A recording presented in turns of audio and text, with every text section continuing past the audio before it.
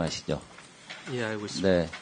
원숭이들한테 아침에 3개, 저녁에 4개 도토리를 주겠다 그러니까 막 화를 내다가, 그러면은 아침에 4개 주고 저녁에 3개 주겠다. 그러니까 이제 만족해서 막 박수 쳤다는 얘기가 있습니다. 근데 이번에 저는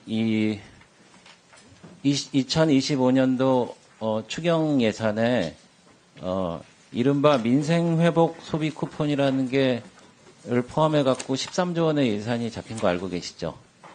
네, 내용을 알고 있습니다. 네. 그래서 저는 이게 조삼모사고 그냥 국민을 원숭이로 알고 이런 짓을 하지 않았으면은 어떻게 이랬을까 하는 생각이 듭니다. 왜냐면은 이 돈이라는 게 결국은 내 세금 국민의 호주머니에서 나오고 결국은 이게 미래 우리 아이들이 낼 세금이기 때문에 조삼모사와 같은 일이라는 거죠. 그래서 물어보겠습니다. 이번에 예산안 잡힌 내용은 아시고, 그죠?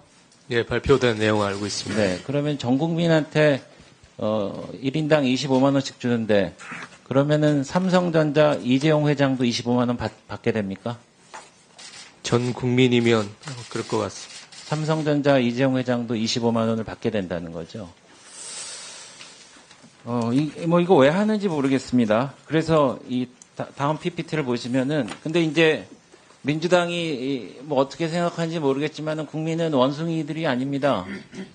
그래서 민생을 위한 지원금 국민이 반대합니다. 상식 있는 사람이면 반대하죠. 그래서 4개 기관이 이 여론조사 기관이 조사한 기관의 이 결과에서는 반대하고 한국갤럽의 조사에서도 반대하고 그리고 천지일보라는 데서 한 데도 반대합니다. 그러니까 이게 맞지 않는다는 거죠. 그래서 전 국민 일괄 지급하는 지원금은 코로나19 당시 여러 차례 지급됐는데 결과가 KDI 연구를 보니까 전 국민 1차 재난지원금의 상당 부분은 저축 채무 상환에 따른 거고 신규 소비 효과는 26%에서 36%에 그친다. 이런 정도 들어보셨죠? 예, 들어봤습니다. 네, 그래서 이걸 보면은요. 다음 페이지를 보십시오. 이 재난지원금을 2020년, 21년도 이렇게 1차, 2차, 3차를 집중적으로 지원을 했는데 지원을 하면은 물가가 플러스로 전환되고 결국은 3, 4%의 물가를 견인해버렸다. 그래서 결국은 물가가 오르게 되면은 민간 소비가 위축될 수밖에 없다. 그래서 이 지원금은 결과적으로 미래 소비를 미리 앞당겨 쓰는 것은 불가해 그 이후에 오히려 지출이 감소했다는 연구 결과도 있습니다. 그래서 대한경영학지 2021년 8월 긴급 재난지원금의 소상공인 지원 효과는 사용 종료 이후 시기에는 소상공인 업체에서 소비를 오히려 줄이는 소비 행태로 추정. 뭐 이렇게 나와 있습니다. 대행님, 이번에 네. 이렇게 하려고 그러면 추경을 할 수밖에 없는데 결국은 적자 국채를 발행할 수밖에 없는 거죠. 네, 말씀하신 것처럼 결국 국민이 갚아야 될 돈이라고 생각합니다. 네. 그래서 채권 전문가들이 얘기하기를 추경을 위해 적자 국채를 발행하면은 1조 원당 시중금리가 0.01%.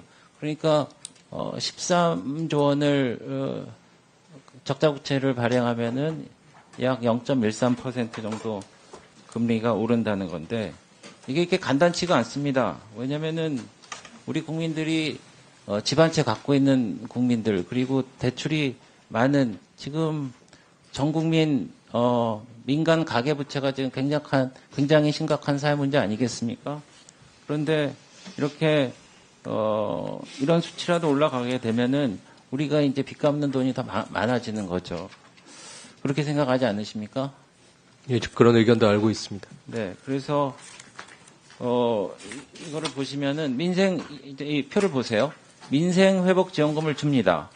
그러면은 대규모 추경이 일어나고 추경을 해야 되고 그런 과정에서 적자 국채를 발행해야 되고 금리가 인상되고 실질 소득은 감소하고 민간 소비가 위축되기 때문에 그러면 또 민생회복지원금을 또 내자.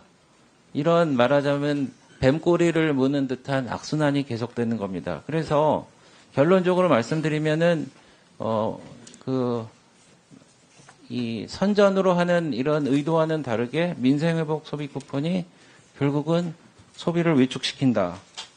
이렇게 생각하는데 이 부분에 대해서는 소비를 위축시키고 결국은 경제에 좋지 않은 영향을 미친다라는 본의원의 생각에 대해서는 글쎄요. 대행님은 어떻게 생각하십니까? 민생 회복 소비 쿠폰 관련해서는 어쨌든 충분한 논의가 있어야 될 것으로 생각합니다. 네. 그래서 이게 이 조삼모사와 같은 상황을 말씀드렸는데 제 생각에는 국민을 우습게 알면은 안 된다는 생각을 합니다. 저는 이게 정치인은 말로 이제 국민들을 대하고 이제 약속을 하고 공약을 하는 건데 죄송합니다.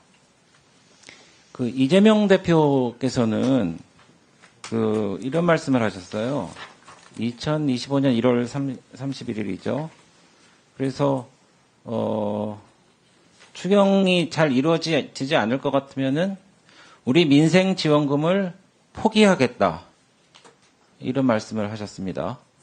다음 페이지 보시죠. 그리고 2025년 2월 1일 국회 교섭단체 대표 연설 중에 특정 항목을 굳이 고집하지 않겠습니다. 이렇게 얘기를 했단 말이죠. 그래서 이거는 이런 경제적인 효과나 여론 때문에 지금 안 하는 게 적절하다고 저희 당